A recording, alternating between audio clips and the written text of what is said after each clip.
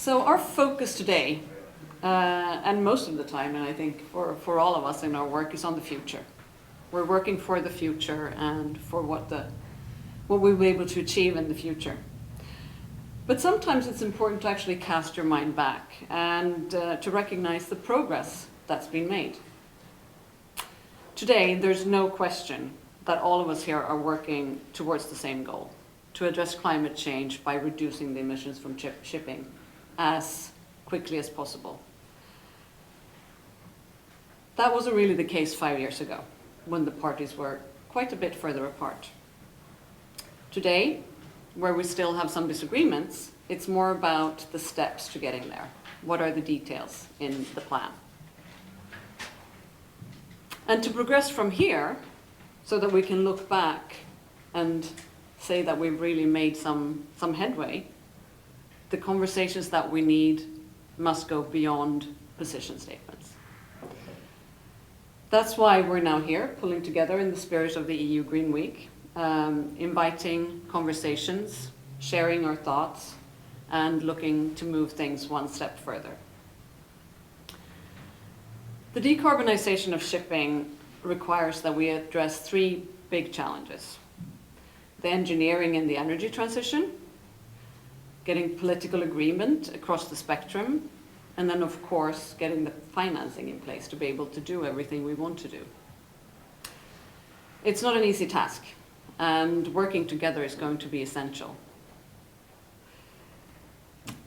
For conversations beyond positions, we need to focus on the goal rather than the skirmish here today. Cast our minds forward to where we want to be 5, 10, 15 years from now, and focus on working together to get there. I look forward in this next panel to hear very varying perspectives on the way forward, and to good conversations that go beyond position statements to help chart the way and discuss the pathways forward.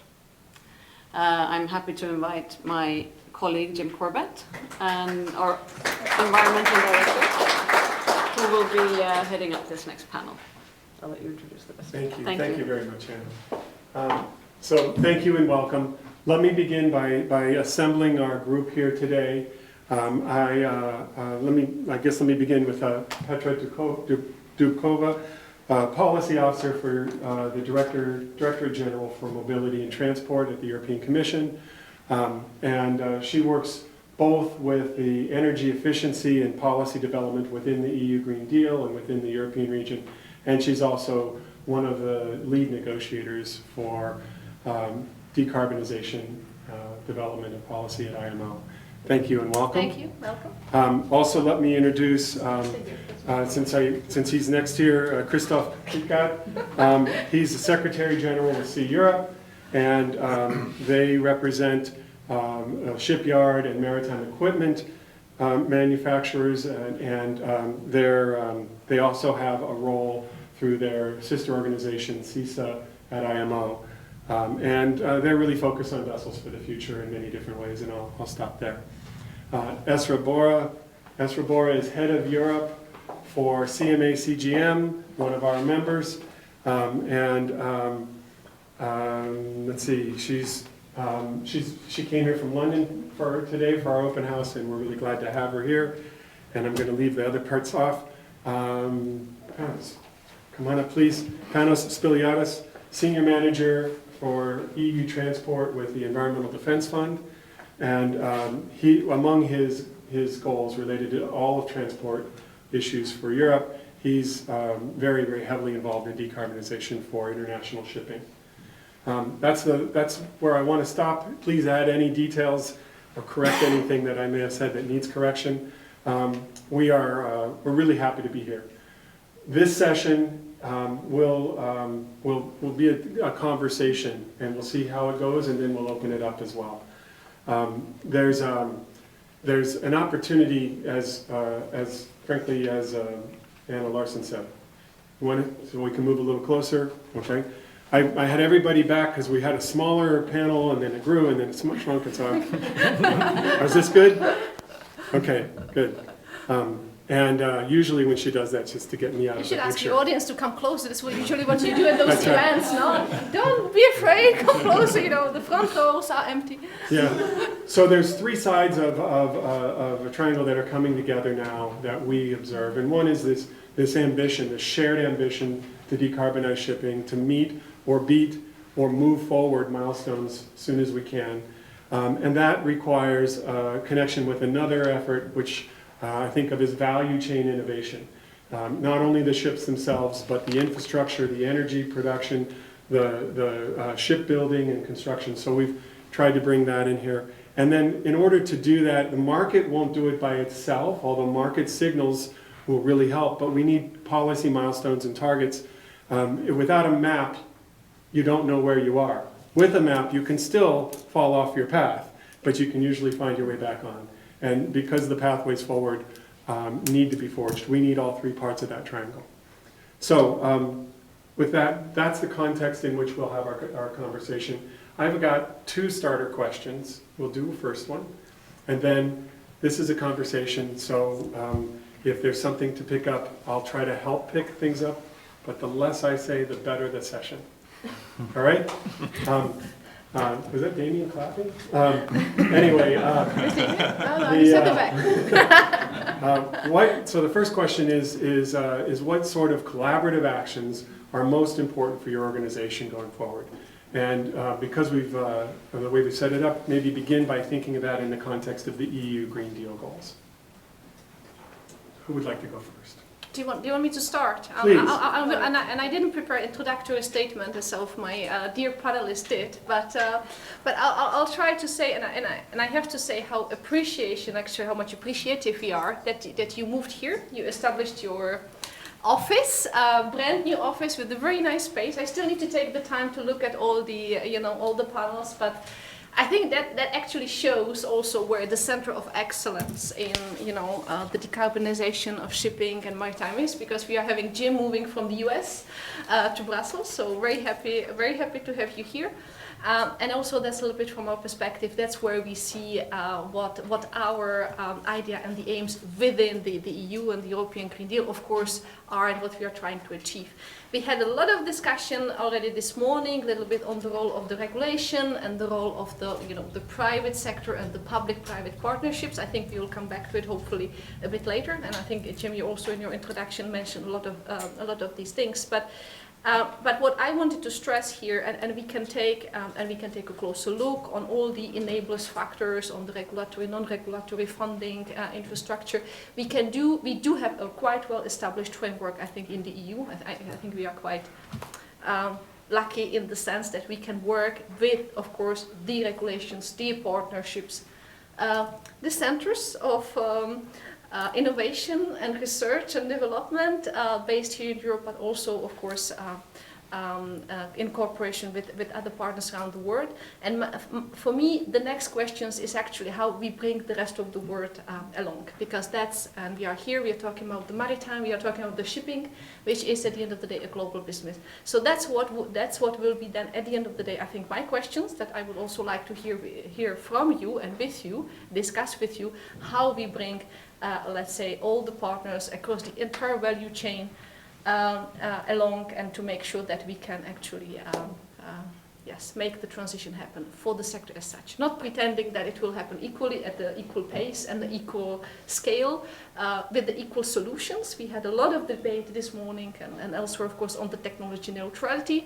So how do we deal with the uncertainty? How does the sector deals with that, both from the private but also from the regulator perspective? It's not an easy task. I think there is a limit to how far we can still, push for as much certainty as possible while still being technology neutral.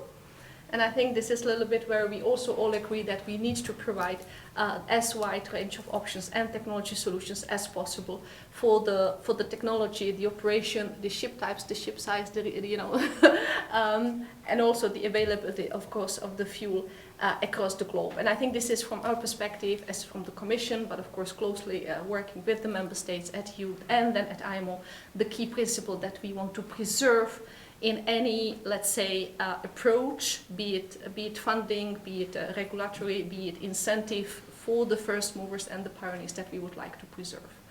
I would like maybe to stop here, but this is for me the key, really the key issues that I would like that we can build on in the EU as part of the Green Deal and beyond. Very good. Christophe, would you like to join in next, thinking about this balance between living in a world of uncertainty, but also being one of the providers of the technology, the builders of the technology that will help give us the certainty that we need to share? Well, first of all, thank you for the opportunity to be on stage in your excellent, nice premises. In French, they say l'histoire se répète, because before your time you had the ELLA. For those who are still old enough to remember the Liner Conference discussions, they were also in this building. So it seems that you have that this is a good harbor for the liner, let's say, industry. But coming back to your question and also a bit picking up on what Petra said, I think what I see from the perspective of the arts and equipment manufacturers is that at the business level, companies are talking to each other. New designs are being, let's say, made, new techniques are being used, all with an aim at improving the energy efficiency, improving, let's say, the impact or reducing the impact that the ship may have on the environment. So I think there a lot of the discussions are already taking place. What I, however, miss a bit is that, and you know me long enough, so I'm also repeating myself, but unfortunately I have to. I think what we are still missing is a forum where we all sit together, and you were mentioning earlier, Jim, the mapping. I think if we want to make this Green Deal a real success for the policymakers, as well as for the industry, I think events like this are actually paving the way for what we are really missing, and that is a forum, as I call it, where we are all sitting together, going beyond positions, but really mapping the needs, the challenges, the obstacles, as far as we can go. I remember, for instance, when we were shifting to LNG as an alternative fuel. I know nowadays it sounds a bit weird, but 10 years ago we were still a bit forced to go into LNG as an alternative fuel. There were much more aspects to it, regulatory safety and all that, for, let's say, those producing the technologies that implemented, let's say, the LNG as an alternative fuel, but also for the shipyards, those building the ships, but also those retrofitting the ship. And if we don't have that forum, which in my opinion we don't have, with one exception for R&D, that is the waterborne technology platform, where we are sitting together, let's say, as a maritime cluster, and trying to think on how to get to the next level, towards 2030, 2050 onwards, and what are the steps to be taken. I think we have to go much more further than R&D alone, and that I'm still missing. And why am I raising this now again? We have, your colleagues from GROW have launched this so-called transition pathway exercise. We have 14 industrial ecosystems. One is automotive and mobility, and the aim is to make that to make these 14 ecosystems more resilient, more competitive, greener, more digital, and more innovative. What we have seen in the analysis of the Commission staff working document is that the colleagues from railway and automotive, with whom we will sit together for the next phase of discussions, they have sector-specific groups where they talk about their problems when it comes to competitiveness, resilience, and all that. We are missing that, in my opinion. And I know we have colleagues here from CLIA, the cruise industry. They have made some interesting studies recently. I know you are making interesting studies. I know the boards are doing it. We are doing it. But we are all, if I may say, still a bit in silos, despite the fact that we are all here. I think the time has come to sit together and really map all the problems, and then have the full, I would say, trajectory to all the aspects, identify all the aspects to get to the real zero emission by 2050. Interesting. Wow, good. Panos, would you like to yeah, come sure. in on this? Well, maybe I won't comment on the EU R&D and the Horizon part. And obviously, we need European industry to be competitive in this field. I want to take a step back and talk about the latest IPCC report. Just as a backdrop, because it's first of all recent, came out in April. It also says that, we need immediate and deep reductions from all sectors. So that, that amount of emphasis was really quite a new element and quite prominent up there. And in a lot of the technical material, it also went into sectoral solutions, touching on shipping as well. And I think the message, and also our experience in India from our own work, is that solutions do exist. And that's for both the 2050 horizon, so we need to decarbonize shipping by 2050. That's possible, and there's now, I think, more agreement, more consensus even in the industry than there was some years ago. But the other component is that we also need to get going in this decade, because it's not just the end state that matters, it's how we get there. So we need meaningful emissions reductions over the next decade, and that's possible. So you mentioned I work on transport, and I used to be in the aviation industry actually, and having spent some time this past year on shipping, I realized that shipping is a really exciting sphere to be in. It has options that are really quite immediate and transformational. So that's kind of the necessary background, I think, for what the Green Deal should be achieving and what IMO should be achieving. Both are closer than they were, both the EU and IMO are closer than they were some years ago. We support, obviously, the measures that are proposed under the Green Deal, so bringing shipping into ETS and also Fuel EU, but they don't quite reach the mark of getting those near-term reductions that we need. So hopefully, and this is where I connect the EU, the IMO bit, we had some really good, I think, developments in ISWG, and we're very hopeful about MEPC next week. We think a carbon price there is really closer than it's ever been. So that's kind of our perspective. Good, good. That's right. Thank you very much, Jim. First of all, great office, congratulations. It's really nice to be here, and very inspiring actually speeches from all of you, and I fully agree. I think we can and we need to take immediate steps already, even before waiting for 2050.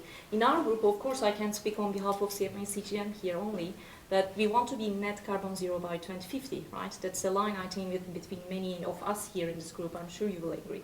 And the challenge today is, we believe it's going to be a part of, it's going to be a success only if it is through mix of alternative energies. It's not going to be only one fuel. It's not going to be only, methane or biofuel or whatever you name it. It's going to be a mix. The challenge we have right now is the sufficient quantity. Next year, we want to have 10% of our total fuel through the alternative green energies. And that's itself quite ambitious because it's now, right? But again, to move one step further, we need sufficient quantities. We need to invest in the energies. And this is to me, like, back to your question, Jim, what kind of collaborative actions we can take. This is the need of the industry, the way that we see it. Because a lot of studies are being done, and the partnerships are there. We are, as CMA, involved together with ENGIE and Total. We are investing on the e-methane. We just recently started a project in Marseille to produce biomethane. So there are steps, but we need more. And I think that's the discussion. This is what we want to hear from. It's not only for the shipping industry. I think this is across the supply chain, right? The energy alternatives has to be there. And that, to me, is like the key question. It's not an answer to your question, actually. It's a question to your question. But this is the key question we need to tackle in the coming years. Very, very good. Yeah. Rejoinders?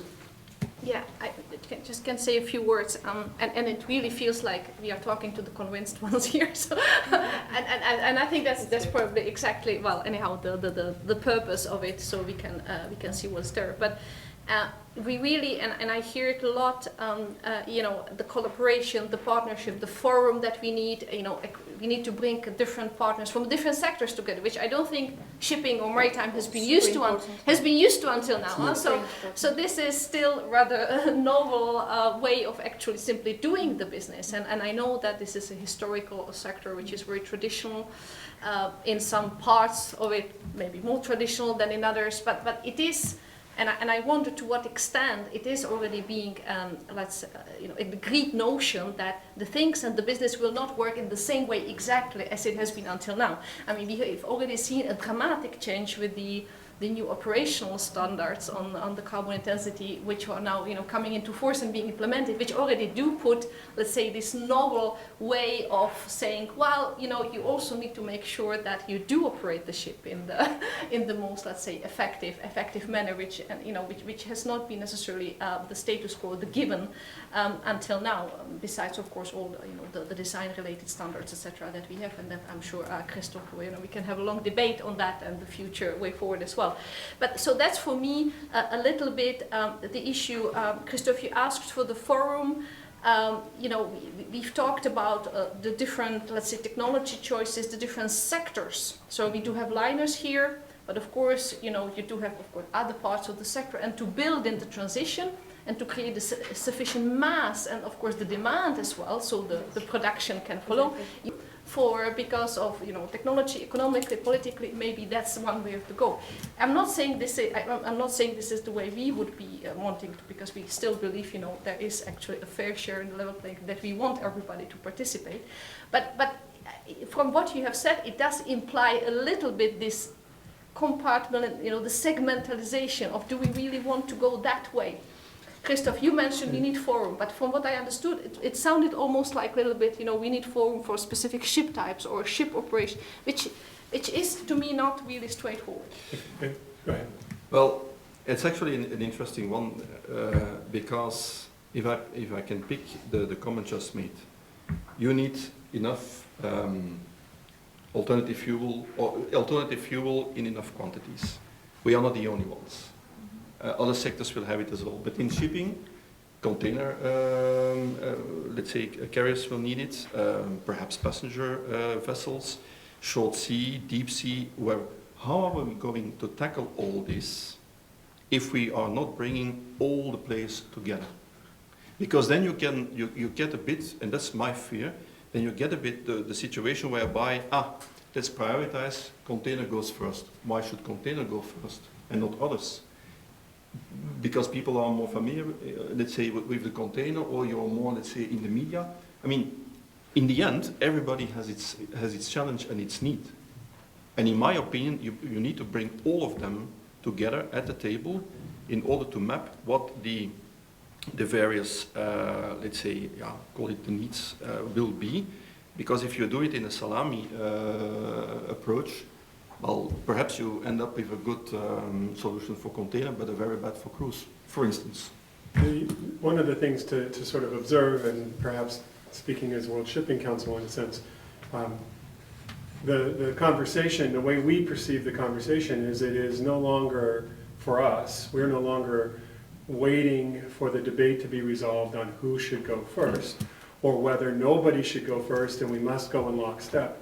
We certainly know that we have a fraction of the world's fleet in number of vessels, but because of the services that we provide, we have a larger fraction of the greenhouse gas emissions in the international inventories.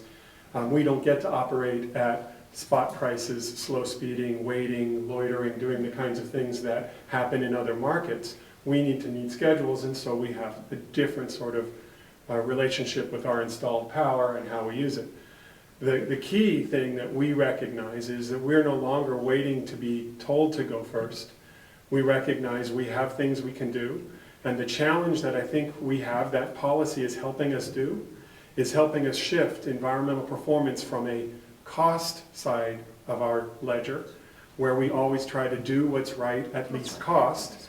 With decarbonization, we know that the fuels we need will be multiple times more expensive even than fuels that trucks use. Not just than we're used to, but more expensive than other transport fuels.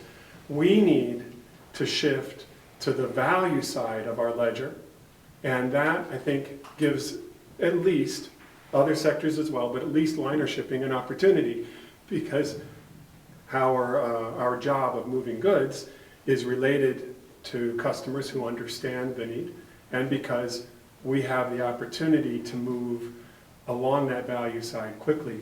And the regulation provides us some set of guidelines, some set of goals to meet.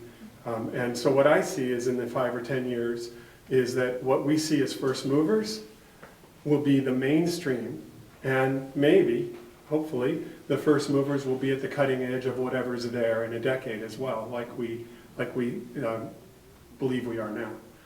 But we do need it. We do need it to move with some urgency. I don't think we need. I'm not discounting the importance of the new study from ICCP, but we don't need the new study to raise urgency.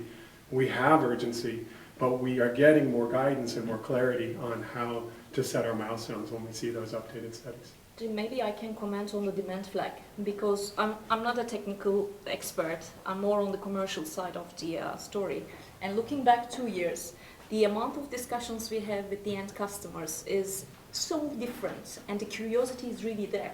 They're really interested, and they understand there's clearly an awareness, especially in Europe, right? And they want to see the act, they want to see the products right now. And I think, back to what you say, it's an important point that the demand flag should be there, and we need to continuously inform customers, we need to onboard them, we need to provide services that they can already take actions now, not just wait for the future. And to me, this is really critical, because this is where it ends. This is the final customer is so important, and we need to onboard them.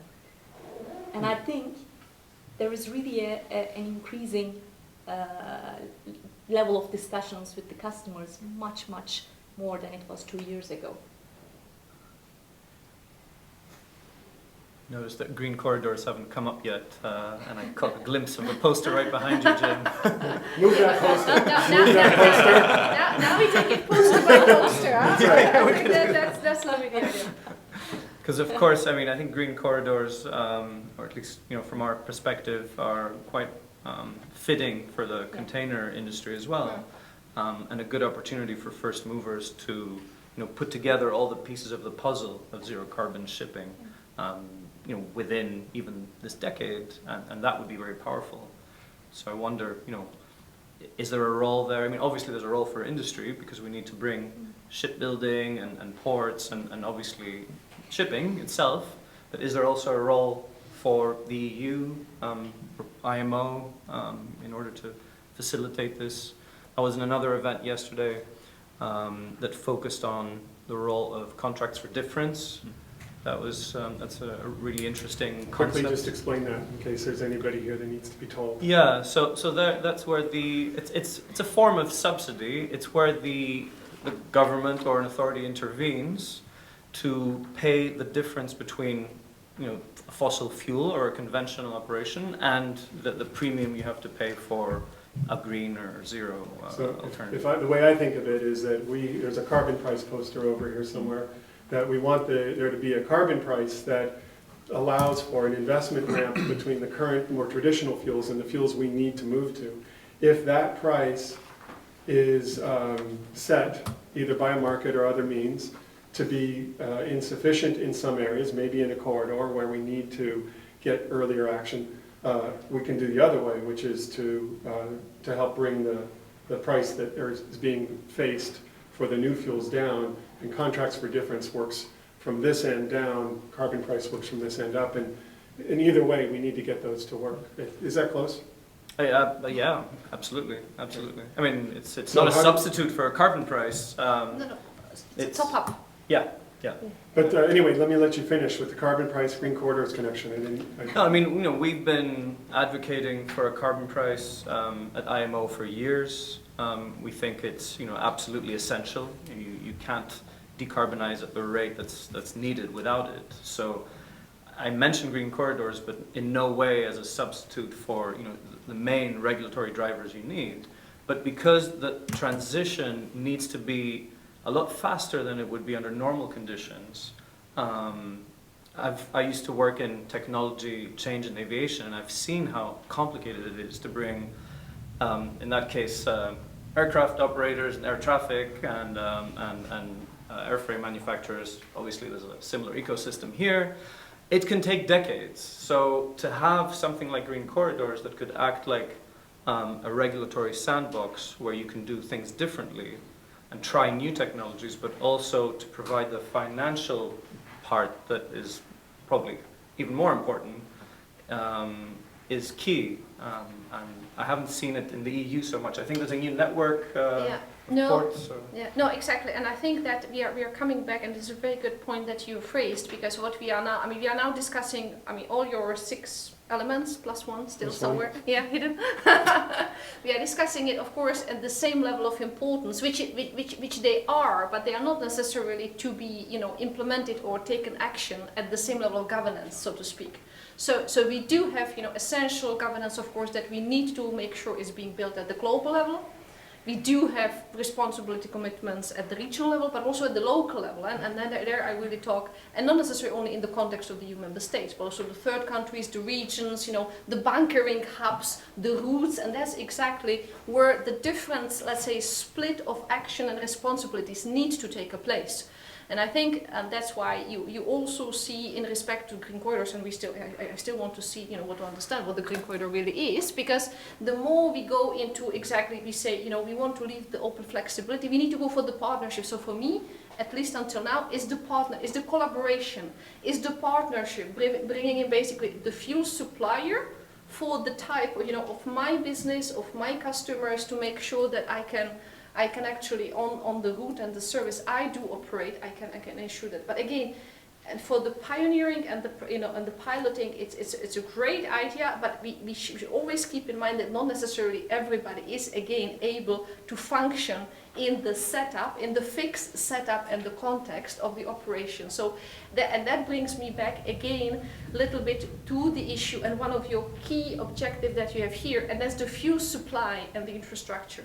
I want to discuss this with you because we did touch upon that in the morning, and there are divergent views. I think from here we agree that, you know, the fuel supply can be there, can be beefed up, as long as there is a demand or sufficient demand, the price differential is reduced to the absolute minimum, and possibly further financial incentives are coming in place.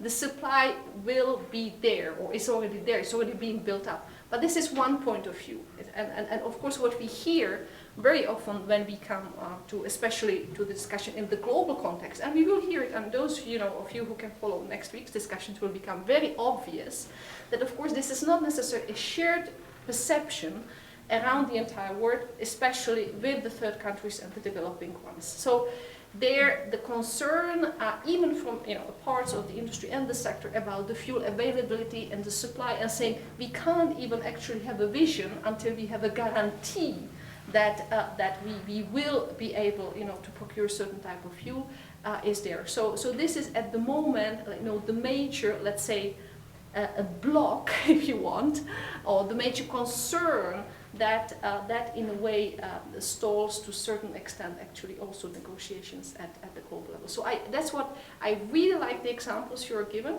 the cooperation, and that's for me it's really the new way of, you know, the partnerships that at the end of the day the shipping will have to go sort of beyond, out of its comfort zone probably, and to function in the much more collaborative way. I know it's not easier, we do have a split incentive in the sector. I know we have a different type of operation models, owners, you know, charters, etc.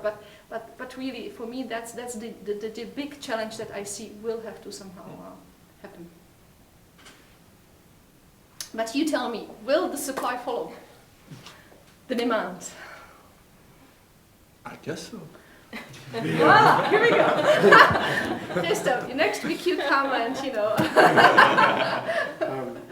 Yeah, I think in some ways that might be the right answer now. We maybe not quite ready for T-shirts, but the idea that we can't make a commitment in shipping to meet a cleaner fuel standard until after we know that it's being produced has never been the way it worked. That's not how the IMO sulfur cap worked. We made a commitment in 2004, 2007, codified in 2009, and we didn't even look for the availability study until 2018. It was done early because it was ready to be done. But we made a commitment to a target with uncertainty. Now, it was a set of traditional fuels. It didn't transform the whole marine fuels market, but it did begin the change of shipping, recognizing that it no longer would take the cheapest fuel and figure it out ourselves, just leave us alone, but that we wanted a value-added product. And what we're doing here in the challenge for decarbonization is shifting to a very high-value set of energies and fuels. And it means a transition in our technologies to be at least agile with dual fuel, to be able to provide the certainty that we can use what shows up, while states, government, private partnerships, and marine fuel suppliers figure out what it is they're going to produce, which might be different in a third nation than it is in the northern part of Europe, than it is in the southern part of Europe, than it is in North America. We're needing to invest in the flexibility to manage that, but we aren't arguing that it has to be certain first. And even if, just to jump in here, even if maybe the rest of the world or some parts of the world can't immediately find the available fuels, perhaps the EU can pave the way. You know, we have the Fuel EU measure that's under consideration. There's a discussion around having a dedicated sub-target there for RFNBOs in Brussels speak, e-fuels. Something modest by 2030 that can really get things going, and we're actually quite hopeful that that this will come through in the negotiations. If I may just pick on your point, when you were saying the EU can actually pave the way or set the scene. I mean, it reminds me a bit of discussions we are also having in the context of digitalization. You start very close from the shore, and then you go deeper into the sea. I think with also the fuel problematic and so on, that could also be one of the elements to be taken into consideration, where then, if it works, you can learn lessons for, let's say, the rest of the world, and whilst at the same time you're setting the scene, but at least in the European context, you show the way to go, and you create, let's say, the basis for getting to this zero emission waterborne transport. So let's wrap up with a thank you. Our open house, this has been a really wonderful opportunity for us to open our space, to welcome people in, and to begin what Christophe and Petra at least pointed out, is that what's needed is, and what Anna said, the conversation deeper than our positions. So please stay with us until we're done with the day, and look forward to coming back.